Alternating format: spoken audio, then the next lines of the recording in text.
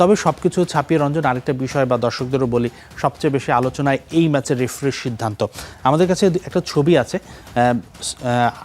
Germany তাদের বিশ্বকাপ ইতিহাসে আজকে দ্রুততম গোল পেয়েছে। আমরা যদি একটু ছবি একটু দেখাতে চাই পরবর্তীতে, যে আমাদের যে ছবিটা আছে ফাউলের বিষয়টা নিয়ে, সেই ছবিটা একটু যদি দেখাতে যাই, আমাদের এই ফাউলের ছবিটা, এটা হচ্ছে বিল্ড আপের সময় জার্মানি যে প্রথম গোলটা পেয়েছিল, জার্মানির এই প্লেয়ারটা পাভলোভিচ, তিনি দেখেন তার বুটটা কোন জায়গায় উঠে গেছে, এখানে কন্ট্যাক্ট হয়েছে কি হয়নি। আরেকটা ছবি আছে, আমরা যদি সেটা একটু দেখাই, যে তার মাথায় বলটা লেগেছে, কিছুটা আঘাত এনেছে, এই ছবিটাতে দেখেও মনে হচ্ছে, এবং সেই প্লেয়ারটা কাতরাচ্ছিলেন। এই বিল্ড আপ থেকেই কিন্তু লিরয় সানে পরবর্তীতে গোলটা করেছেন।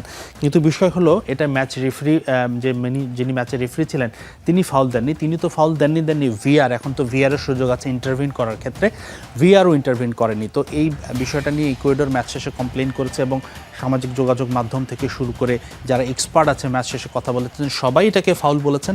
এই গোলটা কিভাবে অ্যালাউ হলো সেটা নিয়ে কিন্তু বিতর্ক তৈরি হয়েছে ইতিমধ্যে। আমি যদি ফিফার একটু নিয়মের কথা বলি, যে আসলে ফিফার নিয়ম কি বলে, এটা নিয়ে একটা তর্ক আছে, এটা কন্ট্যাক্ট লেগেছে কি লাগেনি। তবে ফিফার যে নিয়ম আছে সেটা বলছে যে পা যদি মাথার উপরে উঠে যায় বা সেই জায়গায় যদি ট্যাকেল হয়, সেটা স্পর্শ না হলেও যে একটা ঝুঁকি থাকে মাথার সঙ্গে বুটের আঘাতের, সেই কারণেও এটা ফাউল। এবং যদি টাচ হয়ে যায় সেটা রেড কার্ড অফেন্সও হয়ে যায় অনেক সময়। তো সেক্ষেত্রে অবশ্যই এই গোলটি অবৈধ ছিল, এবং এটি নিয়ে প্রচণ্ড সমালোচনা হচ্ছে।